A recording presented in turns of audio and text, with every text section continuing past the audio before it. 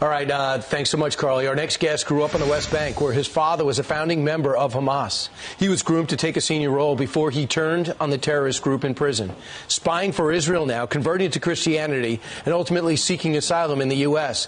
Musab Hassan returns to us now, as he came a few years ago, and now we got more than ever. Musab, it's great to see you.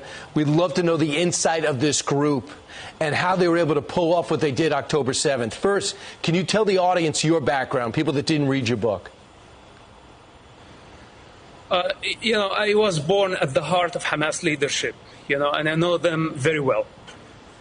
They don't care for the Palestinian people. They don't regard the human life. And I saw their brutality firsthand back in 1996 when I spent about a year and a half in Megiddo prison. They killed so many Palestinian people at that time. And this is when I decided that I cannot be together with this movement. In fact, I asked myself a question: what if they become a ruling party at some point? What will they do? If they succeed in destroying Israel and building their state, what will they do? They will kill our people. And this was the first question, that actually I had to be honest with myself. Even though Hamas gave me advantages, I was like a prince in that world, but I did not like them, and I turned against even my own blood. Because this is how much I did not like Hamas. And today, 25 years later, they are the rulers of Gaza, and we see what they are capable of doing. We saw what happened October 7th. We saw them do what they did to Holocaust victims. They have now over 200 hostages, murdered babies in their cribs, and we see the horror of what they're capable of. Now they've retreated back to Gaza, and a ground incursion is about to happen. Would you recommend Israel do this? And what will they find when they go in? Okay, first of all, we need to evacuate civilians as much as we can. This is an ugly war, and Israel did not start it. Hamas did. First of all, we need to encourage civilians to go into Egypt, possibly women and children, maybe men over 50 years old. These need to get out of the picture. Then the strip need to be cut two pieces, north and south, two parts. The northern part, this is where most of the tunnels are.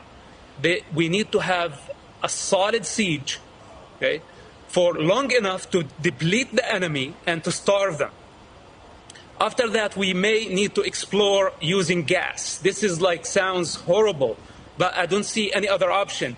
The tunnels are interconnected, and gas could be one of the solutions, but this has to be in the right time. We cannot just rush into Gaza. There is no modern army that is prepared for this type of war. And most importantly, we need to get the civilians out of the picture. As long as there are civilians there, right, then the operation might be incomplete. But Musab, you also say it's almost impossible for us to give aid to the Gaza Strip. $100 million we're about to give them and keep it away from Hamas. Don't you agree that can't work? Look, after we destroy the tunnels, we need to finish Hamas rule in Gaza Strip. This is priority number one. Then we need to replace the regime. Could be the Palestinian Authority, could be the Egyptian government, could be Arab League force. We need to replace their rule in Gaza. After that, we can talk about aid. But as of now, sending any aid is a mistake. So you also believe that this isn't about the Palestinians fighting for their rights and their sovereignty. What is the real mission of Hamas, and what do they really think of the Palestinian people? Hamas is not a national movement. Hamas is a religious movement with a goal to establish an Islamic state. They don't care for nationalism. Actually, they are against nationalism. With that said, my understanding that they are using the Palestinian cause only to achieve their goals, so the long-term goal, transforming the Middle East and the world into an Islamic state. This is Hamas agendas, and they are not hidden, by the way. So Hamas is serving foreign agendas. We're talking about Iran, and we're talking about Russia lately. Hamas serve those parties, and Iran pays them close to $1 billion annually. Iran is the real master in this picture. Hamas does not serve the Palestinian people. Hamas serve Iran. Those are the masters of Hamas. So their lie about nationalism, that they are a national movement and they care for the Palestinian people, look at them. They are using Palestinian people as a human shield. We need to free Gaza from Hamas. This is what Israel is doing. It's doing the Palestinian people the greatest favor by bringing Hamas down.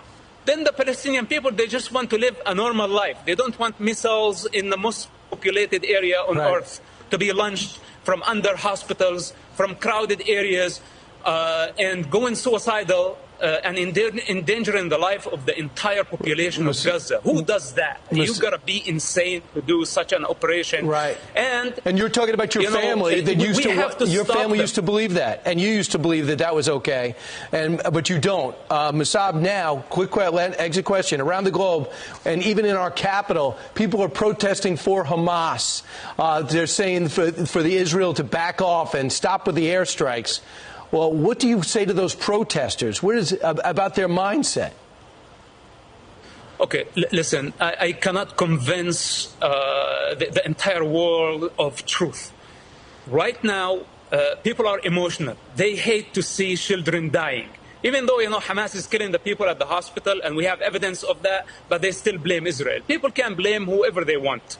But now we have to concentrate. We have to focus. Public opinion is very important, but unfortunately, it's not the time to win the public opinion. It's the time to win the war against the most brutal terrorist organization living today. And later on, when people look back at the situation, they will understand what we were doing. We should not be afraid of the public opinion. We have to explain as much as we can. And you're doing but that. Now we have to concentrate on our goals. And Musab, that's why your perspective is so vital and you're unique. You grew up in a Hamas family, you broke from it, and now you're speaking to stop it. Musab Hassan Youssef, thanks so much for what you're doing. Appreciate it. Thank you, Brian.